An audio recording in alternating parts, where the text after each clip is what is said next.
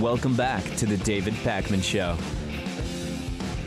Welcome back to the show. David Pakman here. Make sure if you have not yet signed up as a David Pakman Show member, go to davidpakman.com/membership. You'll get the commercial-free podcast, the bonus shows, the 6-year archive of programming. And if you're interested in underwriting the David Pakman Show, please contact me, david@davidpakman.com. We have a couple of new slots that have opened up, and I would love to be in touch with you about it. Here's a kind of disturbing story. An Xbox addict has died from a blood clot, and his family obviously is very upset and has launched a campaign about the health risks of playing online computer games too much. 20 years old. Postmortem revealed that 20-year-old Chris Staniforth, who was offered a place to study game design at Leicester University, was killed by a pulmonary embolism, which can occur if you sit in the same position for hours.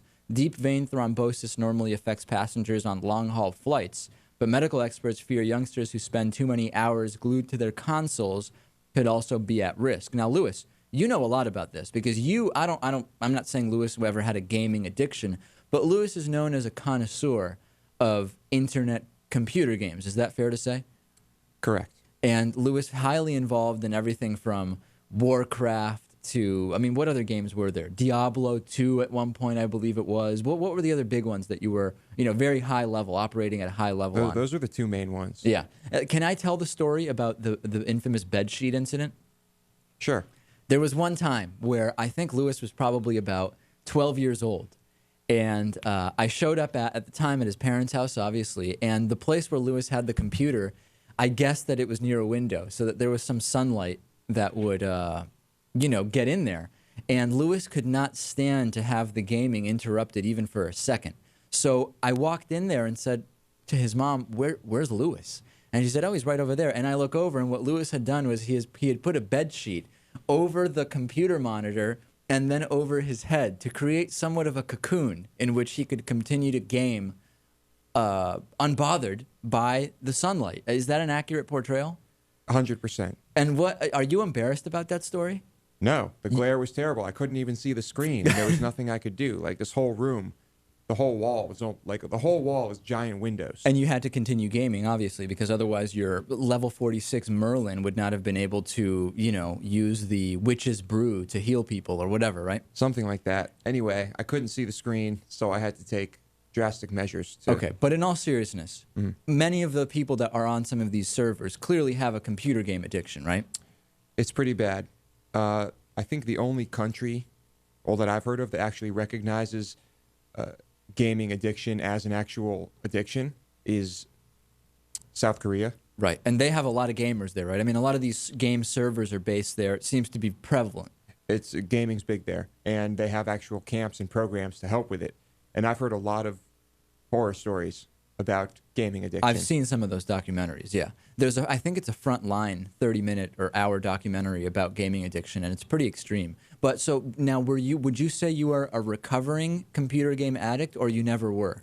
I was an addict. You were? You're Yeah. admitting it? I was, yeah. So you were basically Computer Game Addicts Anonymous, except Louis is coming out of the closet as an addict, and he's no longer remaining anonymous. I was an addict. Were you able to resolve this on your own, or was intervention necessary? No, I just quit cold turkey. Really? Yep. And was that tough? Not really. I think it was easier because I kind of started just getting bored. Right. And eventually I was just like, what am I doing? I'm done. The mana drafts were it was taking too much of a toll on you, and your level 6 Quaker or whatever just wasn't up to par anymore. Quaker, huh? Oh, back to real issues, though. There have been many cases in which kids have literally starved themselves to death sitting in front of a game for too long. Where are the parents? I don't know. There are multiple instances in which kids have died from starvation, not blood clots like this, right, which can technically happen anytime. Sure. Starvation. And there was one story where a couple left their toddler at home. They were at a internet cafe gaming together, this is crazy, playing a game where you raise a baby. Right. And while their real baby starved. Their real baby died. Incredible. Mm-hmm. Well, as I know, as we've talked about many times, there are many women excited about the possibility of a relationship with producer Louis, but rest assured that you would never go to an internet cafe and game for 12 hours and leave your baby at home to die. I would not do that. Very good.